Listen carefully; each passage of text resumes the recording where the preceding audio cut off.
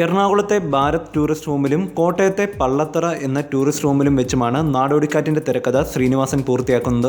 നാടോടിക്കാറ്റ് ഏറ്റെടുക്കുമ്പോൾ കടുത്ത മാനസിക സമ്മർദ്ദത്തിലും പേടിയിലുമായിരുന്നു സംവിധായകൻ സത്യനന്തിക്കാടും ശ്രീനിവാസനും. കാരണം തൊട്ടു മുമ്പ് സത്യൻ, ശ്രീനി, മമ്മൂട്ടി ചിത്രമായ ശ്രീധരൻ്റെ ഒന്നാം തിരുമുറിവ് 8 നിലയിലായിരുന്നു തിയേറ്ററുകളിൽ തകർന്നത്. സത്യനന്തിക്കാടിനെയും ശ്രീനിവാസനെയും സംബന്ധിച്ച് അതൊരു വലിയ ഷോക്കായിരുന്നു. സത്യൻ, ശ്രീനി, ലാൽ ടീമിൻ്റെ ചിത്രത്തിനായി നിർമ്മാതാക്കളും വിതരണക്കാരും തിയേറ്ററുകാരുമെല്ലാം ക്യൂ നിൽക്കുമ്പോഴാണ് സത്യൻ മമ്മൂട്ടിയെ നായകനാക്കി ആദ്യ ചിത്രമൊരുക്കി പരാജിതനാകുന്നത്.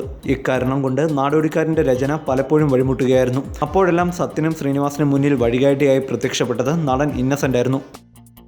You're watching me on metromatney.com. metromatney.com. Subscribe for more videos. Subscribe here for more videos. Subscribe now. Thank you.